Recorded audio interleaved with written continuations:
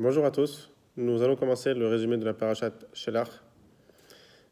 La parasha commence avec Moïse qui annonce au peuple juif que l'heure de la conquête de la Terre Sainte a sonné, est arrivée.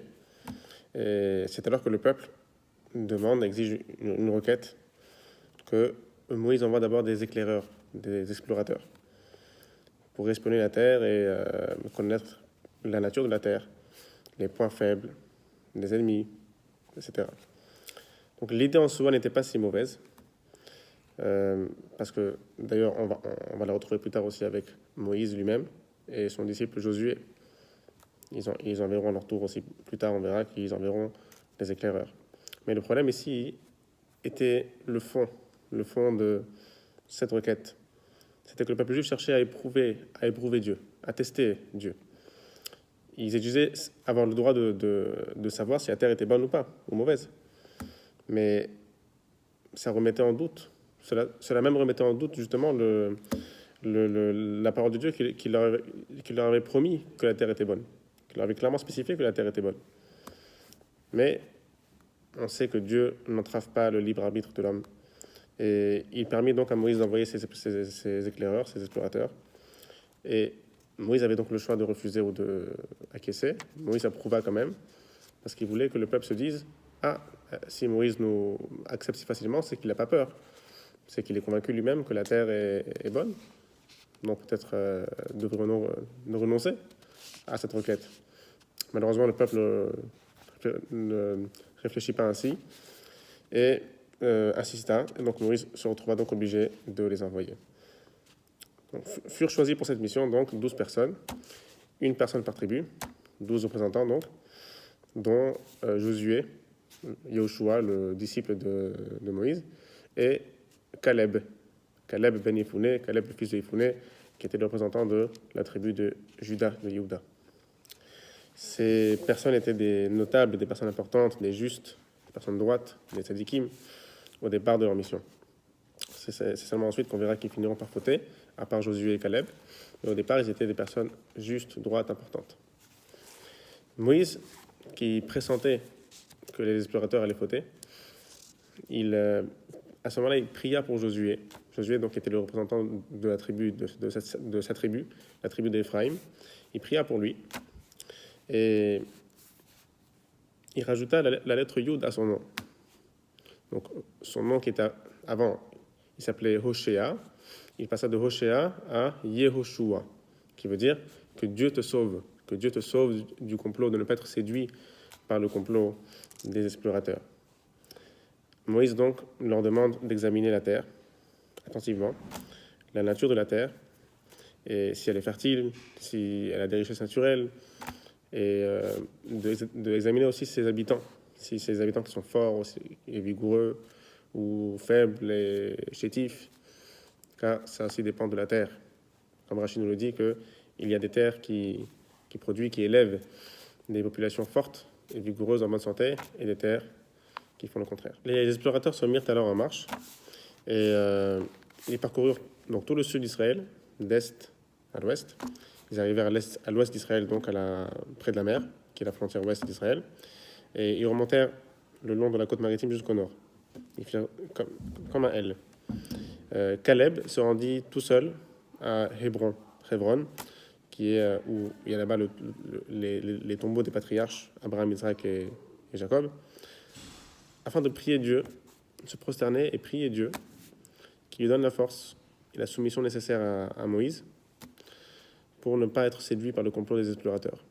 En effet, les explorateurs à ce moment-là étaient déjà de mèche pour essayer de décourager les Juifs de entreprendre la conquête d'Israël. Ils voulaient rester dans le désert. Josué, quant à lui, ne se rendit pas à Hébron parce qu'il avait déjà la force. Il est déjà renforcé en fait par la prière de Moïse, comme on l'a déjà mentionné, qu'il avait rajouté une lettre à son nom et avait prié pour lui. À Hébron, la Torah nous dit qu'il y avait 4 géants là-bas, qui étaient des descendants des Néphilim, des anges déchus, tel que c'est raconté dans le Midrash du livre Bereshit. Et ils étaient si grands, ces géants, si hauts, que le soleil semblait comme une couronne autour de leur cou. les explorateurs, à l'exception de Josué et Caleb, à ce moment-là, décident de ramener des fruits. Ça faisait partie de leur complot. Et ils ramenèrent donc, la Torah nous dit qu'ils ramenèrent une branche de vigne qui contenait une grappe de raisin, une figue et une grenade. Mais ces fruits étaient tellement gros, tellement si volumineux, qu'il fallait 8 personnes pour une grappe de raisin, une personne pour la figue et une personne pour la grenade. Et ils voulurent par là démontrer au peuple juif que de même que les fruits sont étranges, ainsi le peuple juif aussi, ainsi le peuple canadien est étrange et effrayant. La Chassidoute nous explique que la faute des explorateurs, qui ne voulaient pas rentrer donc en Israël et rester dans le désert, n'était pas aussi basse qu'on le pensait, pas aussi banale. Apparemment, c'est juste une histoire de faiblesse, ils ont eu peur. Mais d'après Chassidoute, on voit les choses d'une manière plus profonde. Les explorateurs, comme nous l'avons mentionné, étaient des personnes qui étaient très très importantes et spirituelles. Et c'est justement à cause de leur élévation spirituelle qu'ils ne voulaient pas rentrer en Israël. Pour eux, le service de Dieu était optimal, était très très haut dans le désert. Et ils pressentaient que lorsqu'ils arriveront en Israël, qu'ils allaient conquérir la terre et s'installer en Israël, ils allaient devoir donc s'adonner au matériel. Ils allaient donc devoir rentrer dans le monde de l'action. Et labourer, ils devaient être astreints à toutes les règles de Shemitah, d'agriculture, etc. Ils devaient construire des maisons, ils devront créer une armée, se battre contre des ennemis, créer un État, créer un royaume. Ils devraient rentrer dans le monde. Et pour ces personnes, qui étaient, comme on l'a dit, très très élevées spirituellement, ils voyaient cela comme un rabaissement de leur niveau précédent lorsqu'ils étaient dans le désert. Dans le désert, ils étaient comme dans un cocon spirituel, tout le temps enveloppés par les colonnes de nuée et par la présence divine. Ils n'avaient pas d'inquiétude matérielle. La manne tombait du ciel, ils avaient des cailles, ils avaient tout ce qu'ils avaient besoin. Même leur bataille était livrée par Dieu. Donc ils voyaient ça comme un rabaissement spirituel et comme une façon plus basse de servir Dieu. Qu'ils allaient être dérangés par l'occupation avec le matériel, Mais leur faute était, même si leurs intentions étaient nobles finalement, comme on l'a expliqué, leur faute était qu'ils manquaient de soumission. Parce que cet extrême de vouloir servir Dieu en se détachant complètement du matériel n'est finalement pas ce que Dieu veut. Dieu nous a justement mis à placer notre âme dans un corps matériel, dans un monde matériel, pas pour que l'on s'y détache, mais au contraire pour qu'on puisse l'élever lorsque l'on accomplit la Torah et les mitzvot dans ce monde matériel. Parce que c'est ainsi qu'on élève, qu'on dévoile que ce monde qui est apparemment hostile à la divinité est en fait empreint de Dieu. Dieu se trouve aussi dans ce monde matériel. C'est ce que Dieu veut que l'on fasse, c'est notre mission. Donc même si c'est vrai qu'il y a un stade où on doit d'abord s'élever et se séparer, se détacher et aspirer qu'à Dieu, et cela doit être tout le temps comme ça, mais on doit faire preuve de soumission, faire preuve de sacrifice de soi, une fois qu'on est déjà arrivé à ce stade d'élévation, pour descendre dans le matériel. C'est-à-dire, en des mots très simples, aller se marier, aller travailler, avoir des enfants, etc. etc. C'est ainsi qu'on arrive à élever le matériel lorsque on sait que le but derrière tout ça, c'est de montrer au monde que il y a un hôte, il y a un balabait, il y a un propriétaire à ce monde-là. C'est Dieu. Et on le révèle en faisant sa volonté, en accomplissant la Torah et les mitzvot dans ce monde-là, dans le matériel. Les explorateurs reviennent de leur mission donc, et ils rapportent apparemment de manière objective ce qu'ils ont vu en Terre Sainte. Ils ont vu des géants, ils ont vu des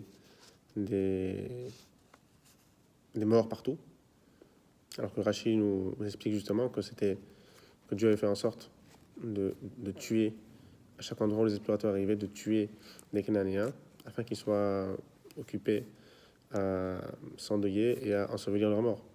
Et donc, ainsi, ils ne faisaient pas attention aux explorateurs. Mais ils ont utilisé ça pour justement détourner le peuple. Et apparemment, comme on l'a dit, il relate les faits d'une façon objective, mais il rajoute, ils font ressentir au peuple que le pays est inaccessible, que le pays est inhospitalier, que le peuple qui y habite est trop puissant. Et alors que le peuple se range alors du côté de leur côté, ils commencent à se protester, ils commencent à se plaindre, comment est-ce qu'on va rentrer en Israël. Caleb, à ce moment-là, fait taire le peuple, avec ruse. Parce qu'il commence en disant, mais est-ce cela seulement que nous a fait le fils d'Abraham? La foule alors se tait directement, immédiatement, croyant qu'il va condamner Moïse, qu'il va protester contre Moïse. Et Caleb profite de ce moment de silence pour essayer de les ramener à la raison. Il leur dit, mais Moïse nous a sortis d'Égypte, Moïse nous a fendu la mer, il nous a procuré la manne, il nous a donné des cailles, etc., etc. Avez-vous oublié que nous avons le messager de Dieu, du Dieu Tout-Puissant avec nous?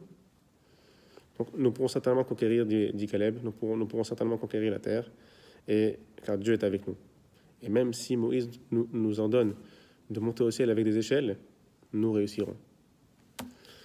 Malheureusement, les explorateurs, lorsqu'ils entendent dire l'intervention de Caleb, ils étaient furieux, et ils répliquent, nous ne pourrons pas monter car ce peuple est trop fort. Nous étions comme des sauterelles à leurs yeux. Ils étaient tellement grands et élevés, d'une stature si puissante, physique, si puissante, que nous étions comme des fourmis, comme des sauterelles à leurs yeux. Comment pouvons-nous combattre logiquement contre un peuple aussi puissant? Et le peuple, malheureusement, se laisse convaincre par eux. Et il pleura toute la nuit. Et se plaignirent au sujet de Moïse et Aaron. Il disait, si seulement nous étions morts en Égypte, Dieu veut nous tuer en nous amenant vers une terre où l'ennemi nous massacrera par l'épée, par le glaive. Nos femmes et nos enfants seront leurs butins, seront leurs captifs. Il vaut mieux retourner en Égypte. Et ainsi, le peuple, toute la nuit, se plaint et pleure. Ils décidèrent à ce moment-là de se choisir un nouveau guide, un nouveau roi, que Moïse, et même d'après certains commentateurs, même un nouveau Dieu. Ils rechutèrent ainsi une nouvelle fois vers l'idolâtrie, dans l'idolâtrie. Moïse et Aaron se prosternent face contre terre, en essayant d'implorer le peuple de revenir à la raison. Et Josué et Caleb, eux aussi, implorent le peuple de changer d'avis, et ils font un acte tragique, ils font un signe de deuil, ils déchirent leurs vêtements, et ils essayent de parler au peuple juif. Ils leur disent, les Cananéens ne jouissent plus de la protection divine. De quoi avez-vous peur exactement? Même leurs justes, ils avaient un juste parmi eux seulement, dans leur terre, dans leur civilisation dépravée. Il n'y avait qu'un juste qui s'appelait Job. Et ce juste venait de mourir. Et par conséquent, son mérite ne peut plus les protéger. Donc nous les vaincrons aussi facilement que l'on consomme du pain. Ça y est, ils n'ont plus aucune protection divine. Ils sont à nous. Ils sont déjà livrés à nos mains, dire Josué et Caleb au peuple. Le peuple était déjà furieux, déjà convaincu, et en guise de réponse, il voulait lapider Josué et Caleb. Mais Dieu à ce moment-là fit descendre la colonne de nuée qui planait au-dessus du temple. Il fit descendre cette colonne de nuée sur Josué et Caleb afin de les protéger de la lapidation. Dieu se mit donc en colère suite à cette faute. En menaçant d'exterminer, il parle à Moïse et il lui menace qu'il va exterminer le peuple. Ce peuple qui est apparemment indigne et ingrat, dénué de foi, que malgré tous les miracles que Dieu a accomplis en leur faveur, il persiste à fauter contre lui. Il dit à Moïse donc qu'il va exterminer tout le peuple d'un coup et qu'il reconstruira par contre le peuple à partir de sa descendance, de la descendance de Moïse. Car il avait promis à Abraham, Isaac et Jacob de donner la terre sainte à leurs descendants. À ce moment-là, Moïse se met en avant et plaide la cause du peuple juif. Il avance plusieurs arguments. Il dit premièrement, si Dieu extermine tout le peuple d'un coup, à part Moïse et ses descendants, le nom de Dieu sera profané. Pourquoi? Les Égyptiens, ainsi que d'autres peuples païens, diront que, vu la proximité, l'affection que Dieu a portée à montrer à l'égard du peuple juif, c'est forcément pas par leur faute, par la faute des Juifs qui sont morts dans le désert. C'est forcément, dans la tête des païens, c'est forcément que Dieu n'a pas la force, n'a pas la capacité de vaincre 31 rois cananéens puissants et leurs idoles et leurs forces spirituelles. Ainsi diront les peuples païens. Or, on sait que le but de la création, pourquoi Dieu a créé le monde, c'est que chaque créature reconnaisse Dieu, reconnaisse la grandeur de Dieu et le glorifie. Dieu doit donc pardonner les Juifs afin de sauver son honneur. Ça c'était le premier argument. Deuxième argument, Dieu, plutôt une prière. À ce moment-là, Moïse prie, il invoque Dieu. Il demande à ce que son attribut de miséricorde divine l'emporte sur celle de justice sévère, de la justice, qui est sévère et rigoureuse. Car oui, c'est vrai que les Juifs sont coupables. Mais Dieu lui-même a enseigné à Moïse que l'invocation par la prière de ces 13 attributs de miséricorde porte toujours ses fruits, a toujours une conséquence, est toujours acceptée. À ce moment-là, Dieu n'a pas le choix d'accepter. C'est une clé qu'il a lui-même remis à Moïse, que Moïse utilise maintenant, la carte joker qu'il utilise maintenant en son intérêt. Et Dieu accepte, à ce moment-là, de pardonner le peuple. Les Juifs seront toujours punis, mais le châtiment sera plus clément. C'est-à-dire, premièrement, Dieu dit que toute la génération qui est sortie d'Égypte ne rentrera pas en Terre Sainte. Ils mourront à l'âge de minimum 60 ans dans le désert. Ce seront leurs enfants qui les survivront et qui, eux, mériteront de rentrer en Terre Sainte. Ils ne voulurent pas rentrer en Israël, ils ont répugné la terre d'Israël. Donc Dieu répond, ils ne la verront pas et ils ne la mériteront pas. Deuxième chose, ils devront errer pendant 40 ans dans le désert. Néanmoins, Dieu promet à Moïse que sa providence, sa protection divine n'abandonneront jamais donc le peuple. Il sera toujours avec eux malgré cette faute, malgré ce châtiment. Il sera toujours avec eux. Donc les explorateurs, par contre, eux, n'ont pas eu cette grâce de mourir à minimum 60 ans. Eux, ils moururent immédiatement parce que c'était eux qui étaient à l'origine, qui étaient responsables de cette tragédie, de cette faute. Donc ils moururent asphyxiés. D'après Rachi, d'après un des commentaires, leur langue rentra, fut tirée de manière surnaturelle donc, dans leurs entrailles, dans leur ventre, et des vers sortaient de leur langue, et ainsi ils moururent. C'était mesure pour mesure. Ils avaient fauté en parlant mal, en médisant la Terre Sainte, et donc avec la langue, et donc ils moururent aussi avec la langue. Lorsque le peuple entendit de Moïse le châtiment que Dieu leur réservait, ils furent choqués, ils furent secoués par cette sentence, par cette nouvelle. Et suite à cela, donc une partie du peuple décida par un sentiment il était mu par un sentiment de repentance, de regret. Donc une partie du peuple décida alors de conquérir la terre, d'aller conquérir la terre, et pour prouver leur regret justement. Mais c'était malheureusement trop tard. La sentence était déjà scellée. Et donc Moïse les mit en garde. Moïse leur expliqua que cette entreprise était dangereuse. La conquête de la terre était vouée à l'échec à ce moment-là, car elle était réservée à leurs enfants, à la génération future. La génération qui était sortie d'Égypte devait mourir dans le désert tel que Dieu avait décidé. Donc Dieu n'était plus avec eux pour ce projet. Il ne les aidera pas et ils seront donc anéantis par... Moïse leur dit qu'ils seront anéantis par les Amalékites et les Canaanites qui étaient installés donc près de la frontière. ils ne réussiront pas.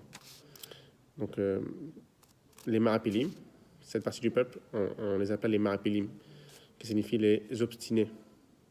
Ceux qui étaient obstinés, qui ne voulaient pas entendre raison, donc n'écoutèrent pas Moïse, et donc justement s'obstinèrent. Et tout ce que Moïse avait prédit arriva, ils furent anéantis par les Amalekites et les Canaanites. Ensuite, la Torah nous parle de la loi des oblations et libations. C'est-à-dire qu'avec certains sacrifices, on devait les accompagner avec des offrandes, donc de farine, l'oblation, et de libation, c'est-à-dire d'apporter du vin. Donc l'oblation de farine devait être brûlée entièrement sur le feu de l'autel, et le vin, par contre, n'était pas brûlé, mais était versé donc dans un récipient en forme de bol qui était fixé à un coin de l'autel. Et donc on y versait le vin dedans, qui coulait à travers un conduit depuis ce coin de l'autel jusque sous la base. Les quantités, les mesures de farine et de vin, donc de ces oblations et libations, changeaient, variaient selon l'animal qu'on offrait. Si c'était un mouton, un bélier ou un bœuf, la mesure diminuait ou augmentait. Les convertis sont astreints à toutes les lois de la Torah, donc aussi à celle-ci. Ils devaient respecter aussi ces mesures de oblation et libation. Mais par contre, les non-juifs, même s'ils avaient le droit, ils pouvaient apporter aussi un sacrifice au temple, s'ils le désiraient. Mais les oblations et libations étaient réservées aux juifs et pas aux non-juifs. Ensuite, la Torah nous parle de la challah. La Torah ordonne de prélever sur chaque pâte pétrie que l'on prépare, donc une portion qu'on appelle la challah, que l'on doit remettre au Kohanim. Voici quelques règles de la challah. La challah, c'est uniquement d'une pâte qui est à base de l'une des 5 espèces céréales que la Torah mentionne, donc le blé, l'orge, l'avoine, le seigle et l'épeautre. Autre règle, tant que la challah n'a pas été prélevée, on n'a pas le droit de consommer la pâte. Et autre chose, d'après la Torah, il n'y a pas de mesure minimale pour la challah. Même un petit peu, on se rend quitte déjà. Mais les sages, par contre, néanmoins, ont imposé une mesure.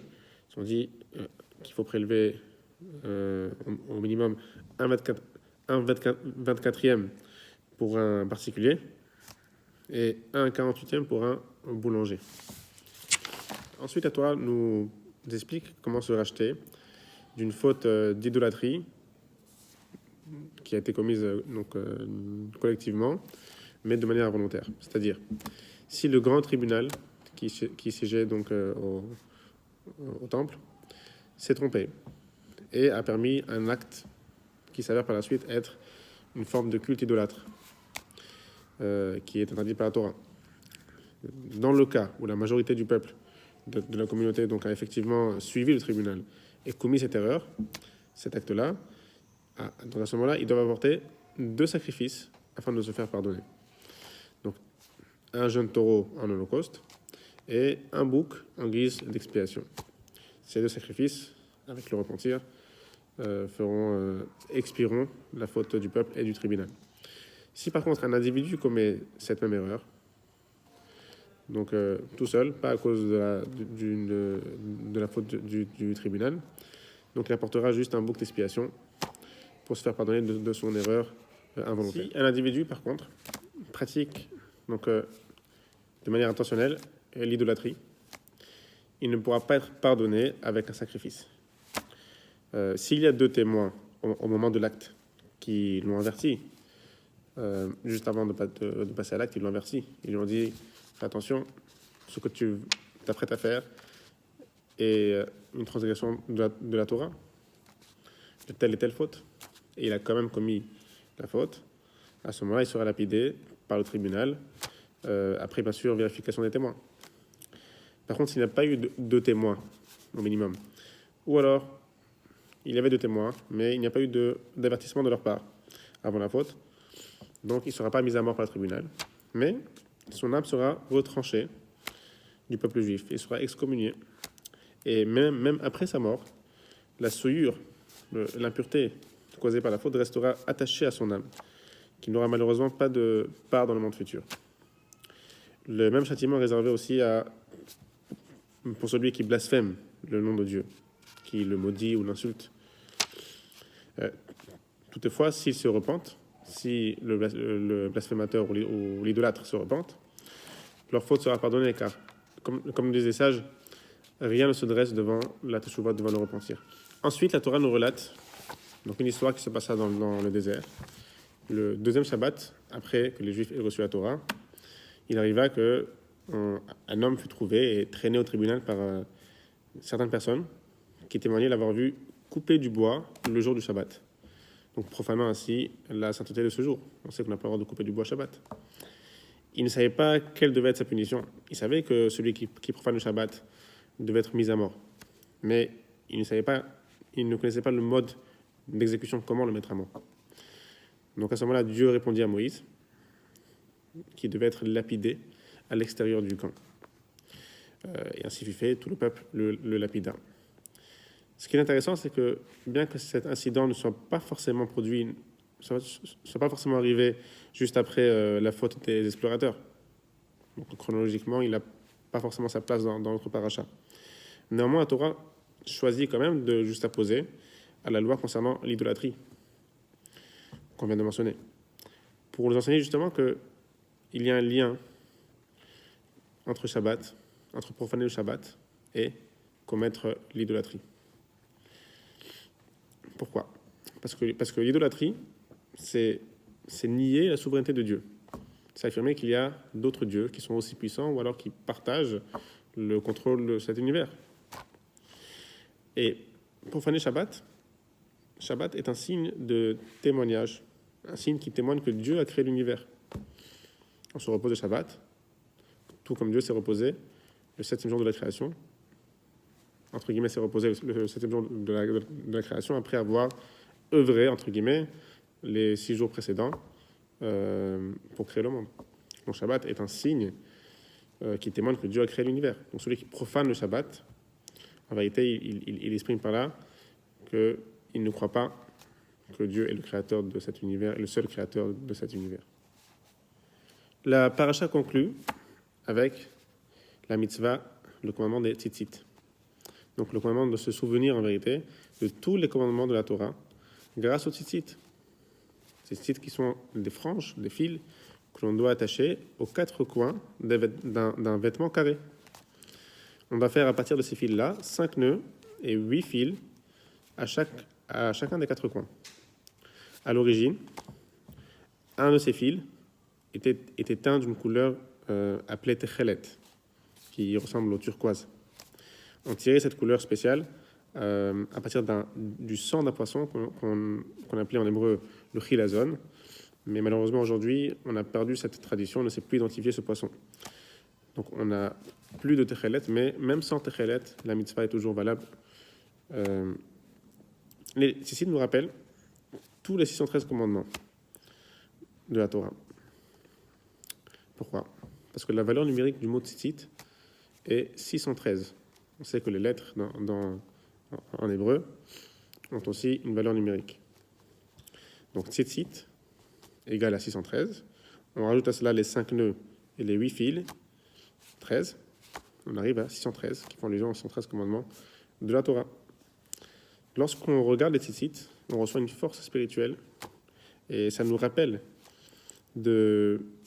justement tous les commandements de la Torah, comme on a dit, qui sont la raison, ces commandements sont la raison pour laquelle Dieu nous a fait sortir d'Égypte, afin d'accepter justement et accomplir ces commandements. Comme Dieu avait annoncé à Moïse, lorsqu'il a choisi pour être le messager et le sauveur du peuple, il lui a dit « Beotziacha et ha'am mimitzraim » lorsque tu sortiras le peuple d'Égypte, vous servirez Dieu sur cette montagne, sur la montagne du Sinaï. Donc la raison de la sortie d'Égypte, c'est de quitter la servitude de Pharaon afin de devenir le serviteur de Dieu. Et les tzitzit nous aident à nous rappeler de cela. Les tzitzit aussi nous aident donc à ne pas nous détourner et à ne pas suivre nos yeux, nos cœurs.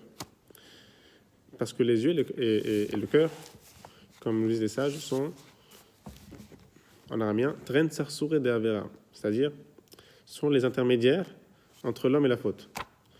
Les yeux voient le cœur convoite et le corps suit, le corps commet la faute. Donc les tzitzit nous aident à avoir constamment à l'esprit l'obligation et le mérite qu'on a d'être toujours fidèle à Dieu et à sa volonté. Shabbat Shalom.